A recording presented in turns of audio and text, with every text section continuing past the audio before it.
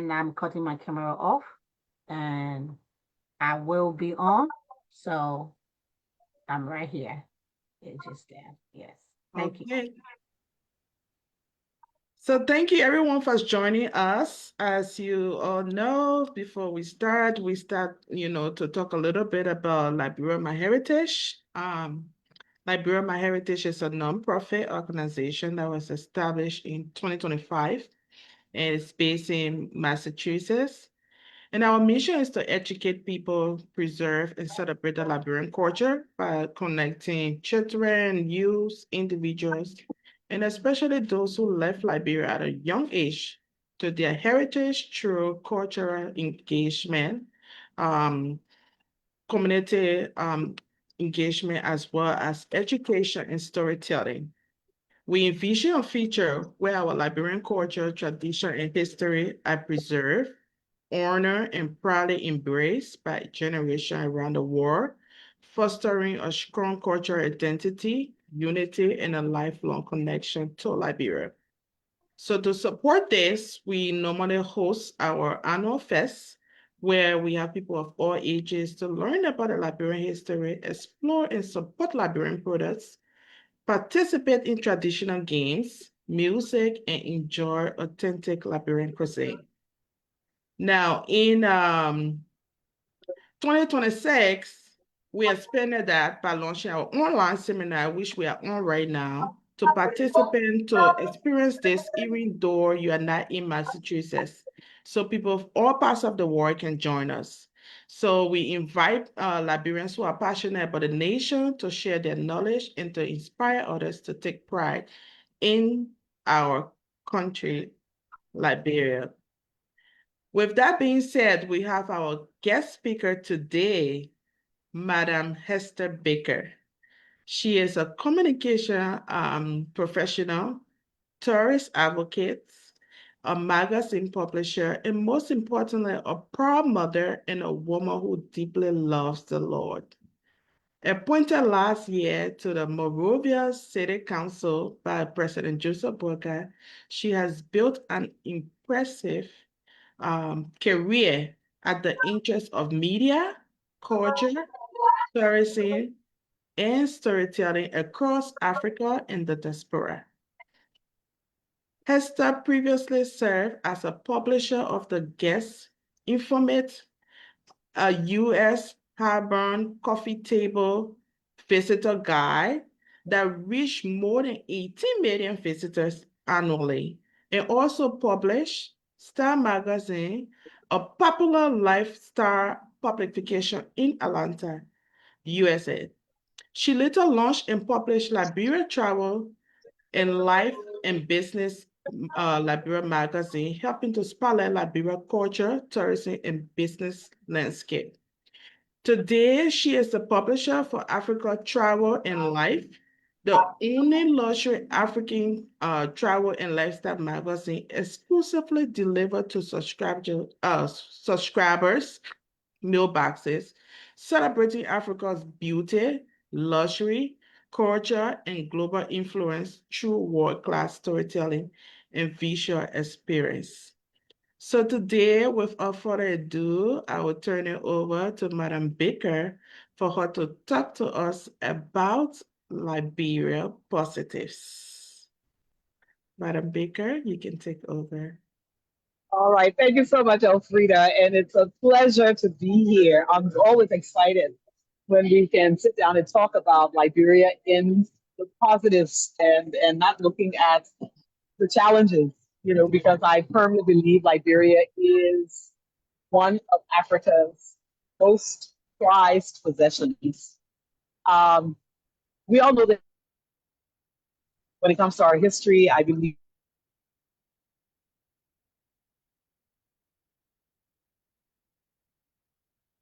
we discuss Liberia. And when I talk about when I say that, what I mean, Liberia is uniquely Africa's only point of real return for African Americans. That's a powerful story that has so many legs and arms and so many things going with it that we still have yet to fully tell the world about. The stories don't end concerning that part of our heritage. Liberia also has an indigenous culture that is also very old and ancient.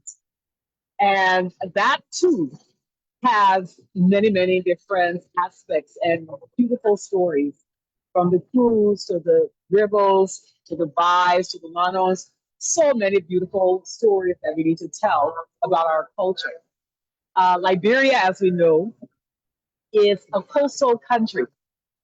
So we sit on 360 miles of unbroken coastline.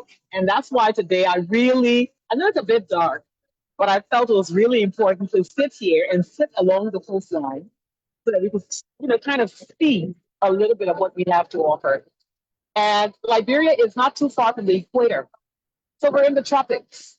So we had a very tropical environment. It's a beautiful environment.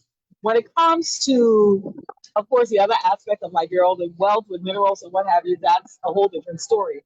But Liberia as a destination, I believe the heritage is our strongest point. For now, it's our lowest hanging fruit because it covers the entire country. It goes from Montserrado into what was once called the Mississippi of Africa, which is Sino. It goes into what was once called the Maryland of Africa, which is Maryland County. We have the first 10 African American presidents. So I tend to say before there was a Barack Obama, we had a Joseph Jenkins Roberts.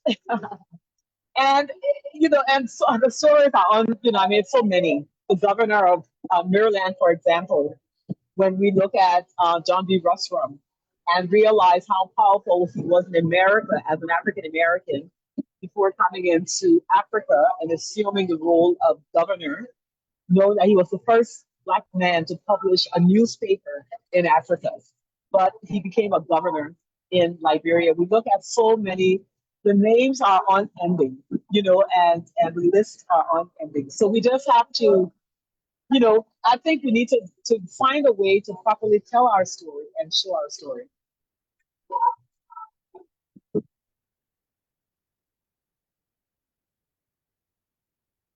I'm on mute. Do you have any highlight to give to us about Liberia accomplishments that you know of that made us to stand out in contrast to other African nations?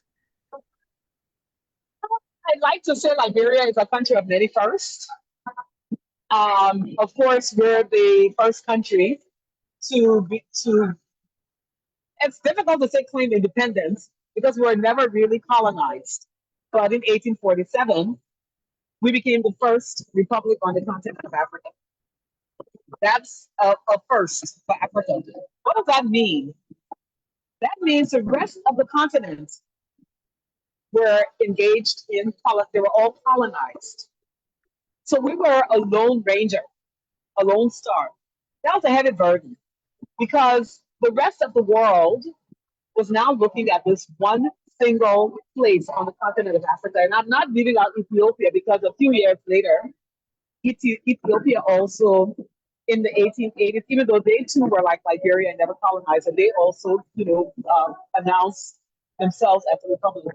But in Liberia, you talk about the First Baptist Church on the continent of Africa, Providence Baptist Church. You talk about the Methodist Church, one of the earliest Methodist churches on the continent of Africa. You talk about a country that became a beacon of hope for an entire continent. And the reason I say that, the British in the early 1800s, when they became abolitionists and decided that slavery was wrong, the only country on the continent of Africa that was not actively engaged in slave trading, that they could bring people back to, even though I say that cautiously because you still had slave trading going on in Liberia. Because Liberia's history, we must never forget that we also had a heavy amount of slavery, especially with the Portuguese in the 1700s. When you talk about the Windward Coast, Liberia made one of the three countries within the Windward Coast. So we did send a lot of people into slavery. Lots of slave barracoons were set up in Liberia along the coast. Josua Island, which became Providence Island, was also a barracoon that sent a lot of, from that point, a lot of people also went into slavery. However, though some level of slavery was going on, Liberia was a place that people, 88 people, had come to, African Americans, had come into to say, let's begin some sort of a society. And they were freed blacks from the USA. So the British realized that and recognized that. So what happened? You saw the British going onto the high seas in the early 1800s. You saw African Americans joining them on those ships. You saw the indigenous Liberians joining them on those ships. And they were going onto the high seas and capturing slaves that were being hauled into the Americas. What the British would do, they would intercept those ships. They would capture those slaves off those ships. But the only place that they felt comfortable bringing them back to was our country, Liberia. So when we look at our heritage, we realize that we are made up of, yes, the indigenous Liberians, African American, the repatriated Africans, and then you saw when Edward Wilmot Blyden, when he came to Liberia, I believe he came in 1848, I think. And Blyden was coming from the British West Indies. And he was the first, let's say from the Caribbean that we know about, that came in. But then you saw in the 1860s, the Bajans, people coming in from Barbados. So they also came in. So Liberia as a country is sort of a melting pot of so many cultures. Those cultures define who we are as a people, which is why many times when people come into Liberia, I think everybody feels comfortable because we are a little bit of everybody. We talk about, and people are always afraid of this word, the Congos. The reason you had Congo Town was because those freed blacks, the repatriated blacks that were taken off ships that came from the Congo, settled in that part of town. But when you had the French-speaking people coming in, like your Haitians and what have you, they naturally joined with those people because they could speak the same language. They're speaking French. And they also settled in Congo Town. And so you have in Maryland, in Cape Mount, when you go into Cape Mount, you see those homes that are turn of the century Mississippi style homes, because the African Americans that settled there also did their thing. You go into Edina, you also see a similar setup. So Liberia, just that history alone, you talk about going into Maryland County, talk about Greenville. When you go into Greenville in Sino, Greenville is named after Greenville in Mississippi. But when you go in, the first time I went into Greenville and saw the Mississippi Blues Bar, I said, oh no, I can't believe this. It looked like I was driving through Mississippi. So I think our history took us into a period where you then began to see Liberia became known as the home of Pan-Negroism in the 1850s, which evolved into Pan-Africanism. So you saw people like W.E. Du Bois and what have you, that in the 1900s, they looked at Liberia as that beacon of hope because Liberia was named the home of Pan-Negroism. And so you have that history of also being a part of that. Then you also saw that the Pan-Africanism in the mid 1900s, you have the first woman going into the United Nations, coming from Liberia, but heading the United Nations. So you had Angie Brooks Randall. So she was very instrumental, or should I say Liberia, President Tubman and all of those people in that era were very instrumental in the decolonization of Africa. Because it was during that time period that you saw Ghana, Nigeria, Gambia, everybody becoming decolonized. But Liberia, again, was sitting on the UN, and Liberia was that country that everybody looked to. the first five-star hotel in Africa, the Ducor Palace Intercontinental in 1962, when you had a man like Neil Prince Adair, who was the creative director for the Intercontinental. He was sent into Liberia to take Ducor Palace from a three-star hotel to a five-star hotel because you had Pan Am. Again, Liberia was one of only two in Africa that had an airport. You had the airport in Addis, then you had the airport at Roberts Field that was established in the 1940s. So Pan Am began flying into Liberia. And so Liberia became a tourist destination for Americans who needed a playground. And so in the winter months in America in December, Liberia became that place through Pan Am and the collaboration with Pan Am and Intercontinental. Liberia became that place that you saw people coming into. Again, freedom fighters. Miriam Makeba, in her one of her songs, I think it was Malaika, the beginning of the song, she said, when South Africa took away what was mine, which they called theirs, Liberia was the first country in Africa to give me a passport. So again, Miriam Makeba was in Liberia. Nina Simone said when she came to Liberia, she knew she was at home. You had Hugh Masekela. You had Nelson Mandela lived in Congatau. So this place is like a jewel. So many stories. And that's why I said it has so many.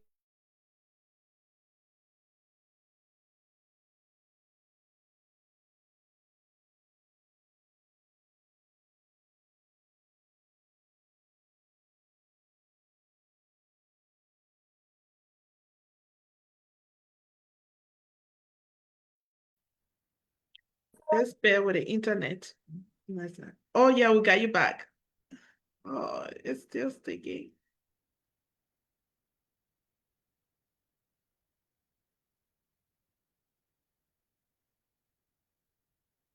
So just so everybody know, our guest speaker is speaking from Liberia. So the internet issue may be a challenge there. Oh, Madam Baker, glad to have you back. Thank you. I know Yeah. we're not for. So we lost you at some point when you're calling the names for all these people.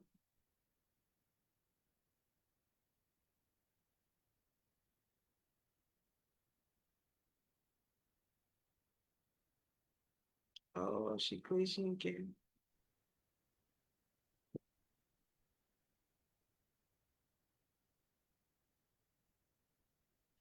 Okay, I think we got you again. All right. Yeah. The internet has problems. Yes. We lost you when you were trying to call all the names to us. So we didn't get to hear the end.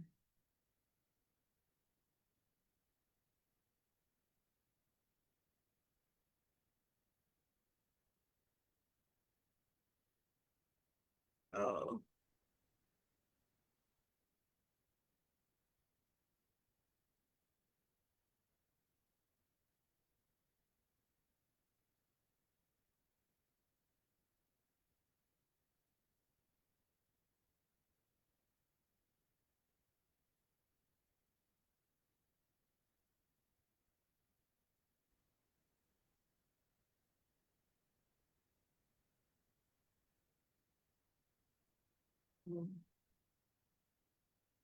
Oh, Yellow?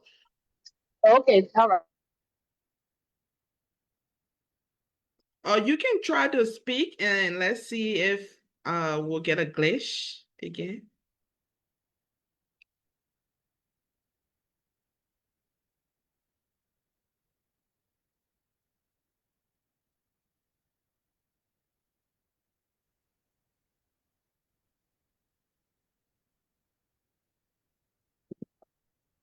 Yeah.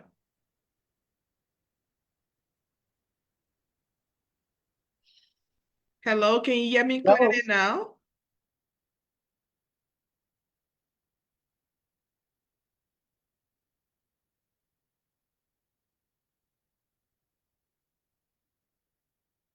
Oh, it's still sticking. All right. Why we're trying to work the internet issue with her. If anybody got any question, you can put it in the chat so that we can ask Madam Baker about Liberia.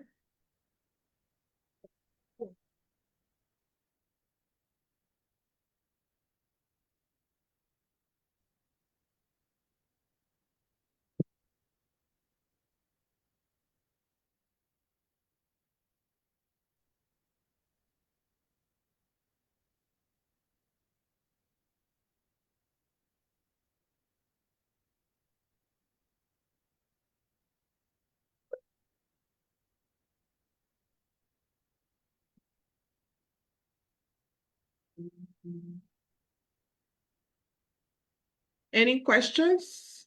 Anybody? Madam Baker, are you hearing me clearly? Yes, I am. Oh, okay, perfect. I was trying to ask the audience if they had any questions to ask you. Okay.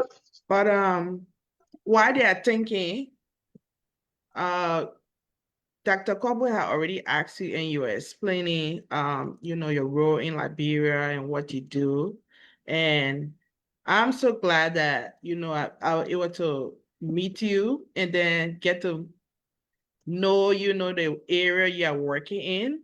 Because my desire is to help bond people to Liberia, restore that level that Liberia had before. Because now with the younger generation, we don't know, what used to happen back then, that people really, really love Liberia, how Liberia stand out. So I'm trying to restore us to get people to love Liberia, cherish Liberia for that old mindset, because the war broke down everything. I watched a video, during Turbo time, and I was like, wow, now I understand why most of the people travel to the US during the war and don't want to go back, because it's Liberia is so different for them now that they can get that picture of what it was before. Right. So yeah, so I could really, really resonate with it. And then I could also understand why the younger generation doesn't cherish the nation like the way it should be cherished, because they didn't get to experience that. But Liberia, before the war, was very, very beautiful. They had a lot of prestige out there. Like what you were saying that I picked up, we were, one of two that had airports. So people used to come to the nation. I didn't know that. And that is really, really interesting to know, that we have all these good, good things. Um, but you being in the tourism sector, I feel like there are some things right now that situated in Liberia that the tourism sector, really, really need to work on. Um, Liberians are not very knowledgeable, and sometimes I listen to the tour guides that are telling people about Liberia. Everybody got different story about Liberia inception. And I feel like as a tour guide, you should know your country very well. Our story should be consistent. So do you know if the tourism sector is trying to do like a workshop with all these people who are doing um tourism, especially the ones that are taking foreigners to places to show them these places, if they plan on doing that? Because right now everybody got their own story that they are sharing out there. And some of the stories are old too, because with new information are coming out, some of the stories that have been written that were told, they are not accurate. Mhm. I saw, you know, I should speak to what's the place name? Providence Island. And they had like the Elizabeth ship saying that people came in 1822, but Elizabeth ship didn't come straight to Liberia in 1822. So those informations need to be straightened out, clear, so tourists our heritage can be kept and narrated, prolonged in the right direction. So I know it was a question, but then I gave a whole statement. No, you're good. What are they doing in that aspect, you know? I can't speak to that. But what I can say is that the historians, Liberia has some amazing historians like Dr. Burroughs, you have Dr. Brewer, you have Paul from the left. Cole is not necessarily, she says, I'm not a historian, but Cole is doing an amazing job. She's very knowledgeable when it comes to history. Very, very, and passionate about it. Um, you have so many people. I would be remiss if I didn't mention Dr. Dunn, Elwood Dunn. Those are people that have studied Liberia history. Dr. Burroughs has written a book, on the Liberian history, several books. Dr. Brewer, he specializes he's a teacher of African studies at Morgan State University. These are people that can tell us our story, and their stories align. What needs to happen is we need to engage them to get that one story that is now taught, that we translate to the guides, that we translate in the textbooks, that we translate into publications, into videos. But we do, because the story is what it is. You cannot make it up. It is a real story. But like you said, there are too many versions.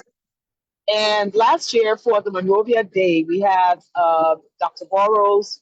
We had 5 of Liberia's historians get onto it was a Zoom. And in the room, we had about 200 people watching them. We had young students, very, very young students. We had college students. We had community leaders.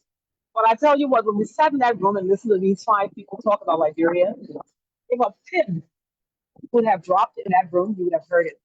Because I think for the first time, Liberians were absorbing Liberia's history from people who have made it their life mission to study who we are and what we've been through in our history. I looked around the room. When they were done talking, I had chill bumps, especially Cole's presentation. Because when Cole she got so in depth, tears were stinging me in my eye. I could not believe when she talked especially about the amount of slave barracoons that we had. Liberia sold slaves. When you go into Jekyll Island, when you go into South Carolina, where you have the Gola and the Kichi people, the Golas and the Kisi people who originated from Liberia and Sierra Leone. The connection that we have with those people. We have not explored the depth of that connection. Why are they still sounding like us after all of these years of being in America? So the stories, we have to be able to define exactly what our stories are. I have a friend, Dr. David Smith. He is a researcher. And I met David in 2000 and I think 2004, 2005 in Atlanta. And at that time, he was writing a book called The First 10 African American Presidents. And Dr. Smith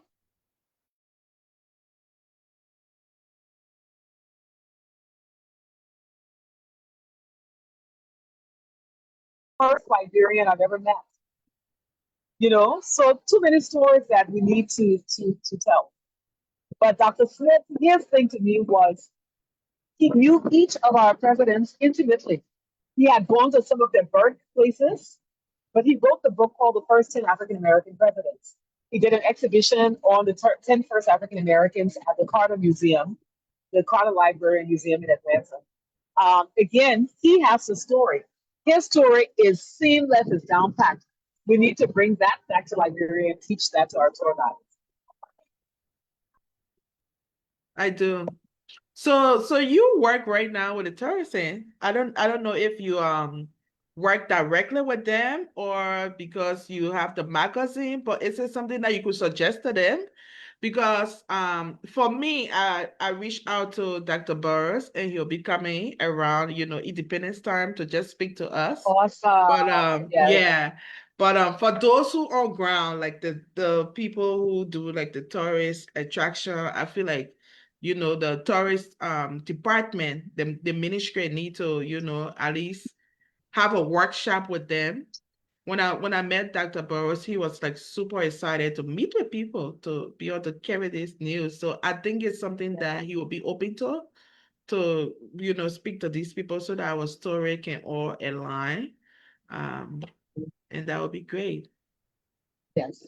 Yeah. Well, I work with the International Trade Center, and so part of our work in Liberia is to support tourism. So we've done several projects with the Ministry of Tourism. Now it's the Liberia National Tourism Authority. So we have done a little bit with the LNTA since we were established. But our mission now, hopefully in the next project, we will have a chance to engage with this new authority. And yes, we'll share all of any thoughts that are coming from out here. We'll be glad to share this. Oh, okay. So I have a question from Sosa. He said, apart from Roberts Boat, Monrovia, and Providence Island, what other tourist attraction are in Liberia from native perspective? Because that's all I heard. Yeah. All right. So I love the Kabbalah people, Grand Kabbalah. I love when you go to the Grand Kabbalah, which is in Maryland County, they have what they call the war. You know, it's a false burial. So when you go there, it is like hundreds of people. The men, you know, put the war. I mean, they paint their faces. The women dress up, they glam up. You know, look very sophisticated and elegant. And it's basically a false burial. You know, to celebrate those souls that have gone before. You know, gone ahead of us. And you see about 100 men or more, from the smallest child with war paint on their faces. And they perform what is called the war dance. I mean, they're all outside at one time dancing, and the women are sitting there watching. You know, I love that culture. I love how when you go into the different towns and villages around Liberia, the welcoming culture where they take you with the cola nut. You know, you have to drink that cane juice or that palm wine, you know. But everywhere you go in Liberia, you get to taste a little bit of our culture. I love the fact that you can go into Lupa and you can go into Kolahu and sit with the women in Kolahu and see them actually make the country cloth. You can drive up to Foya, you know, and also see that amazing work being done by hand. And what's interesting is that these women are also the farmers. So they plant cotton trees. They actually pick the cotton themselves. They weave it into threads. They're the ones who sit there and they make that beautiful. When you see the authentic Liberian country cloth, you never want to put it down. Not the ones that they're using with the, what do they call it, the yarn. But I'm talking about our own cotton, just to see that in action. You know, I love the fact that when you go to, I love Tabaki. You know, in Lopa, they have, I forgot the name of the restaurant. But I love going to those small restaurants that's very real, very traditional, and sitting there watching them actually cook. And so one place I went into, Ranjama, she had about 4 different types of tabagi, and she explained all. She makes the soda, and she said to me, "My daughter has the tabagi stand in red light. So when you go back to Monrovia, you want tabagi, go to my daughter. I send the soda and all of that." Our cultures, when you go into the villages, I remember going to Patawi, but before there was a Patawi resort there. I remember going to Patawi, and my vehicle broke down in the middle of, this was the rainy season, and the natural hospitality of the people. Here I was in the middle of nowhere with my young son and another young girl because we had gone up there to do a photo shoot. These people took us into their village. They gave us, it was around 7 o'clock. They cooked for us. For that, they set up a line, and all the women lined up their lapas on the line for me. They gave me that. I would have thought I was in a 5-star hotel. The treatment that we got, the food we ate, just eating with our hands and just feeling our culture. For me, I believe that indigenous culture is equally as interesting as the heritage where you have the African American culture. I Yeah. believe that those two combined are just incredible cultures. Yes, I'm so glad that he asked this question. By the way, Esosa is from Nigeria. So they Oh, are deeply, yes, into, the traditions and things like that. But I'm glad that you mentioned these things because most often when people think about attraction in Liberia, I hear them calling, oh, why, because someone was talking about when I should speak mainly one day, most of them were talking, why, they're talking to West Point. I thought West Point was good because um you want to do something different. Everything cannot be Western. Something have to be native, for people to really understand your roots and things like that. So I didn't know that they had all of that. Maybe the tourism sector need to try to show instead of it just being, oh, you can go to Calabash, you can go to Libasa, you can go to Cancun. Maybe it should be more of, well, come and see how we make our country cloth. Come and see how we cook the toboggi. Those things are all unique to our tradition. Um, like the rice bread. I do baking. So I normally take the rice bread to foreigners and I tell them, I said it's like banana bread, but it just got rice in it yeah. because Liberia, we rice is like our staple food, so we're gonna put rice in almost any and everything. So I tell them about it, and when they taste it, they love it. Rice bread is very unique to us and the Sierra Leonean culture. But Liberia, we are the best in cuisine. So even if Sierra Leone people order my rice bread, they like my rice bread. Yeah, So yeah. these things are things that we should be showcasing for our heritage instead of it just be like the West African. So that was really good that you mentioned those things. We need to highlight that. Anybody else have any question? You could either speak or you can put it in the chat as well. Um, Madam Baker, if you know the person over the tourism sector, you can let me know. I can reach out to them, for them to come and speak to us. I I do will. travel a lot. So when I started traveling and I do tourism in those countries, I don't just go to the city part, I go to the interior part. So I went to Dubai, I went to Old Dubai.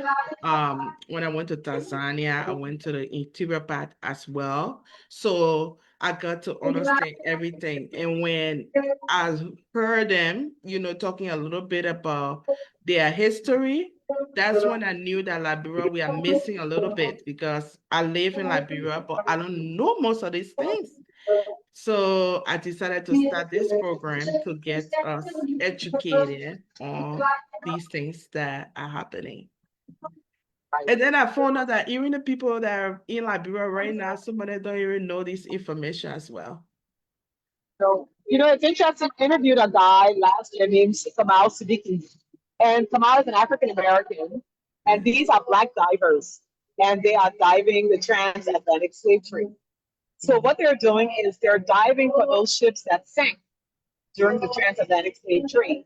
We tend to hear about people getting into the Americas and what have you, but we never talk about the amount of ships that never made it because the high seas was lost. And so I met him out here in Liberia, and he came to Liberia to talk to people from New Georgia. In Liberia, called New Georgia, Mm, right? So he came to talk to people from New Georgia.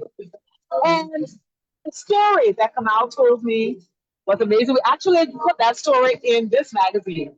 I will try to see if I can. Yeah, can you see? Can you see that up close? yes, yes, Okay, you see that ship? yes. All right. So the story behind that is that during one of the ships going into that ship was actually going to Cuba. And en route to Cuba, carrying slaves, that ship hit, I think, like an iceberg and began to sink. They were able to save a few of the slaves on that ship. Those people were taken into Georgia. But when they got to Georgia, they were on a plantation in Georgia, and they were trying to figure out what to do with them, because it wasn't planned, and so they could not keep them on that plantation.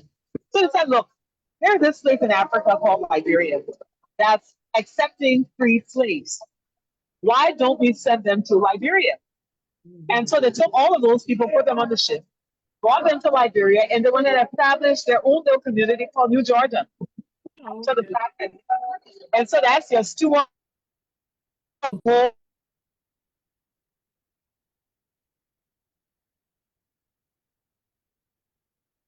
so mixed up. Indigenous history is, to me, the one that we have begun. We've started to forget our own history on the indigenous side. Yeah. And so we need to bring them all together and tell our story. Yes, I do agree. Yeah. Anybody have any questions? Amy said we need more tourist attractions.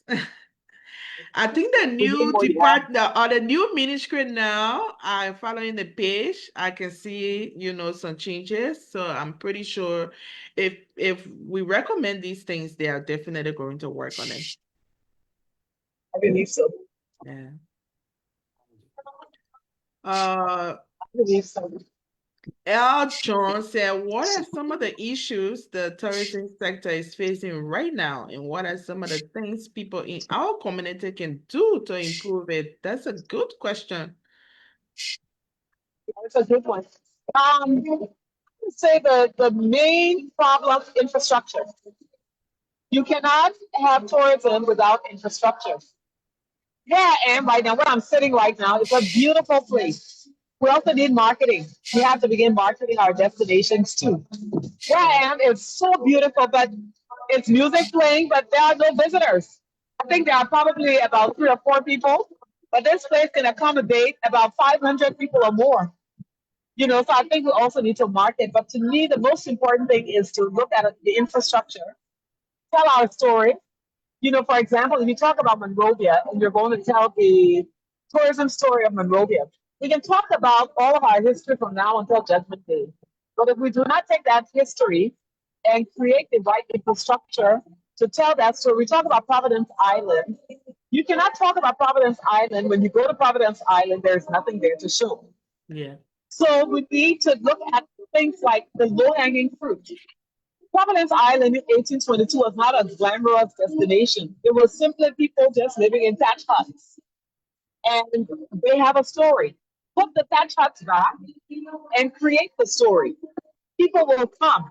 The stories are there. We've had the archaeologists come into Liberia. We've had anthropologists come into Liberia.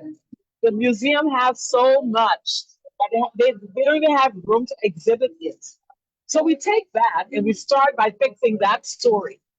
The next thing is we do need to come together as a country and not always look out to the international community for support. I think right on Broad Street, you have so many amazing, you have the museum on Broad Street, you have the First Mansion on Broad Street, you have the hotel up at Dufour, you have the first lighthouse, one of the first lighthouses on the continent up Dufour Hill. You have the Centennial Pavilion, that was built at the 100th anniversary of Liberia. But everything is disconnected. So I believe right now, if you go to, let's say, if we look at the low-hanging for the African American market, and we say to them, come back to Liberia, because this is where the only country in Africa, or the only country in the world, where African Americans were involved in the formulation of a nation. There is no place else on earth that you can document that history. It's only in Liberia. So come back. Let's together see what we can do. But when they come, we need to at least lay the first foundation so they can see the history. Not take them to Providence Island. And at Providence Island, you have it surrounded with all the influx of bottles and trash coming in from from the market grounds and from the areas like West Point and Slipway and all those places. We have to take a hold of that and be deliberate and intentional in fixing it. Okay, but that is on us as Liberians to do. I think we talk a lot, but like I was telling somebody today, it's just take action. I see people now on Broad Street. I went to a place today. I was so amazed. It's a new cafe on Broad Street, and it's upstairs. And you sit there, you feel like you're in New York City. You know, how do we support someone like that? She's made the first step to build a beautiful cafe on Broad Street. But we are losing population. People are no longer coming into downtown Monrovia as they used to. How can we get people to come back and experience places like what she does? Or there's a really I call it a very shishi boutique on Broad Street. But people are not coming there. So I think we as Liberians, we have to do some work. Yeah, that's true. I agree. And then while you were talking, Amy commented, she said, they didn't know Liberia had a museum. And it's a beautiful museum. Lots of interesting stories because on the first floor, but again, it needs to the upkeep. You know, when Madam Sirleaf first got that museum back on track, it was stunning. You know, it has a great, it's 2 floors, it's 3 floors actually. The first floor takes you through our indigenous culture. The second floor takes you through our heritage, but it also has our section on women, and it's our overall history. And the third floor is not being used right now, but it's very intriguing when you go through the first floor and you see those gigantic masks. It talks about just all of the different tribes. They take you through that culture, and then you go upstairs and then you see the other aspect of the museum. Then outside, they have a car exhibition featuring the cars from past presidents. All of the different limousines are parked outside. But again, they're rusting away. We need to go and fix them. You know, we need to maintain. So was it operating between like the Civil War time, like between 1990 to 2000, like that? Was it in The fact? museum? Yeah. Not really. No, I think the museum really became functional again in like the mid 2000s, around 2005, 2006. But what she did is she brought in a team of museum experts. And so they created an exhibition called The Ways of Time. And that's the same exhibition that's going on now. It's a beautiful exhibition. They put a lot into it. And these are professional museum builders, for lack of a better word. And they did an excellent job. And I love taking people to that tour. It's a great tour. Okay. So maybe that's why Amy doesn't know. Because she was in Liberia during that time. Even myself, it was late that I found out that they had a museum there. Because I was like, why didn't our school take us there? Because over here the Oh, school takes you there. Um yeah. so maybe that's another thing too that the education ministry can do, put that in like a curriculum, and then people can do field trips to these I think they places. do currently. I Oh, they think they're do? currently doing it. Yes, I believe Uh, so. that's awesome. That's awesome. Anybody else have any question for Madam Baker at this time? And another thing is that since you work with the mayor, I'm appealing to you to please tell him to put a sign and say entering Morovia, leaving Morovia at each what I would call it, border or something like that. A lot of people don't know the demarcation for Morovia. It's true, I agree. Everybody gave you a different direction of Morovia, Yes, and yes. what happening is that foreigners are coming into the country, and they are placing names and addresses for the wrong places. So we should be giving credit to that town or that city. There are people who think EAWA Junction is Morovia. It's Um, true. So I think that is something they can work on. If he need funds, I can help him to fund it to put a sign up. Because All I right, I'll really tell him think that. it's important, yes, that people know. And because Monrovia is so emphasized, people forget that Bensonville is the capital for Maserado. Everybody think Monrovia is the capital for Maserado. It's true. So tell him I would really, really love to see that change. And yeah, anybody else have anything to add?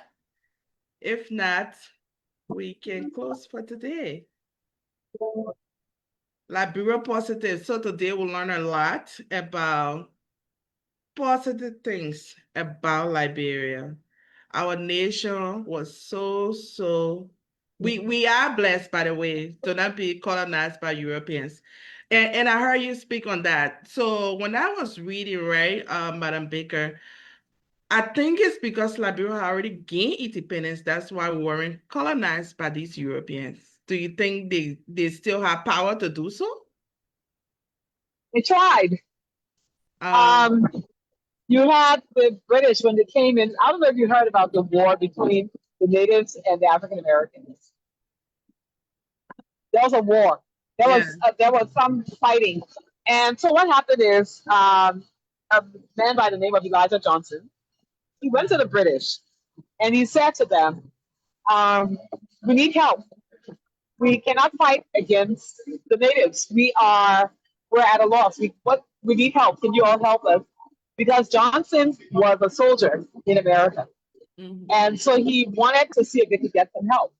And so the British said to him, "Sure, we can give you some weapons on one condition: if you allow us to put our flagstaff on this ground." And he said, "No, there will be no flagstaff put on this ground." And so that was one time where we saw it in our history. And that news went all the way back into America. And it was reported in an American newspaper. So an American newspaper actually reported on that entire story. So I believe that 1822 did cut off the possibility of colonization. I believe that if 1822 had not happened, eventually Liberia would have become colonized. I believe that firmly. But again, people like Dr. Burroughs, would be able to speak better to that because they've done a lot of research. That Yes, I do think the same too, because it's not only Liberians that were tough against, these people coming. Like when they came to other nations, they came with a lot of force. So even Ethiopia, that was not colonized, they went through a lot. People say easily, but the war against the Italian was not a one-day thing. They stayed there for quite a while.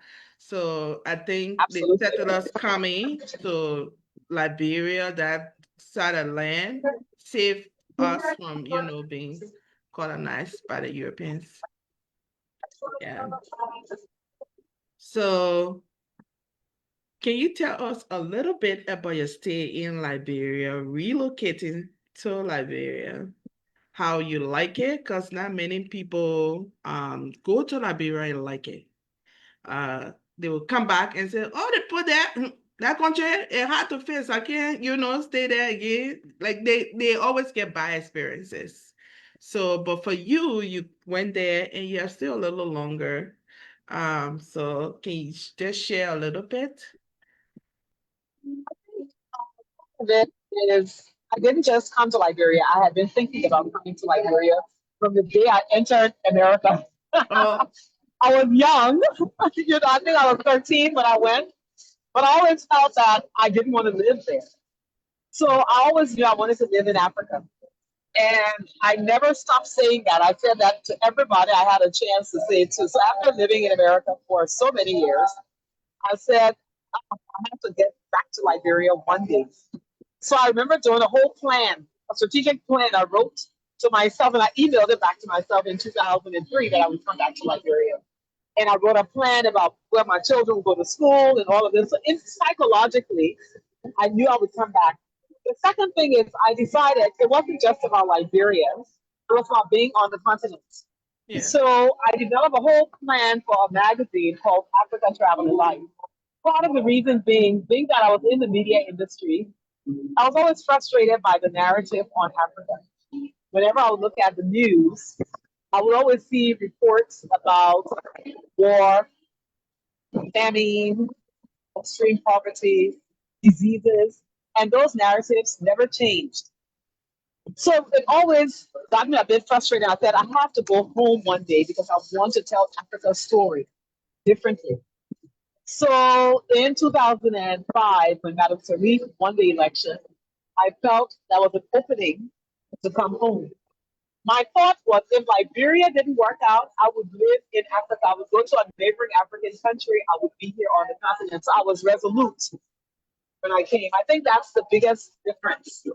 Is when you come, I didn't have any expectations either. You know, when I came back to Liberia, nothing was the same. I didn't know. I mean, I was completely lost. I didn't really know anybody. I didn't know people on the ground. And so I decided, I said, you know what, instead of doing an Africa magazine, let me start with something for Liberia. Because I, as a Liberian, I want to be proud of my country. I want to showcase my country. And so from Liberia Travel and Life, I started that maybe 2 months after I came into Liberia. So I hit the ground running. I think many people come looking at opportunities maybe in the private sector, the government sector. People need jobs on the ground. So I wasn't expecting to come and work for anyone. You know, I knew that I would more than likely work for myself. And so I think doing the magazine kind of got me out there. It got me to fall more in love with the country. It was a sense of purpose. I was doing something that I love doing. And I didn't see all of the challenges around me. They were there, plenty. Okay?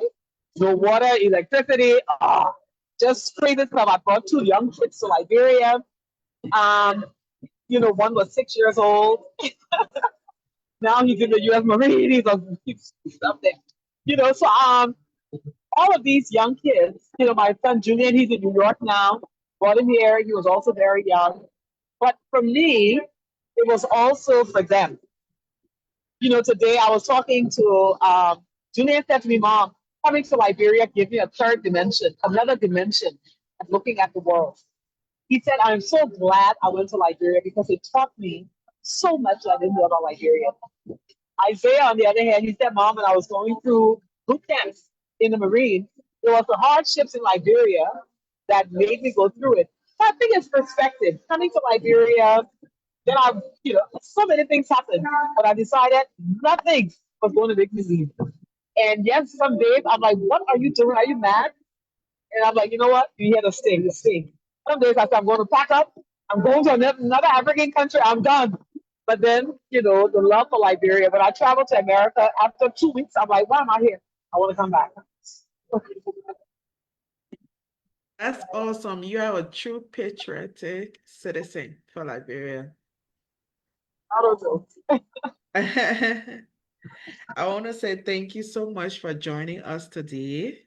And we would love to have you come and share some insights with us all the time. Anytime you want to, you can just let me know and I will try to organize. Now it's getting to the summer, so a lot of graduation. So today our attendance are a little bit low. Um, but in due time, more people gonna get to know about this. A lot of people are excited about this because they do not know things, and then when our guest speaker comes, they share something, they get to learn something new, and that's the whole goal of this organization to educate people, make them aware of things that they do not know about Liberia. So thank you so much for coming. And so I Thank said, you. thank you. He enjoyed the conversation and the breakdown of the history. Um, we love you. And I want to say thank you to our participants for coming as well. We need you to come. We hope you can still come for the upcoming ones. Okay. Do you have any final statement for us or?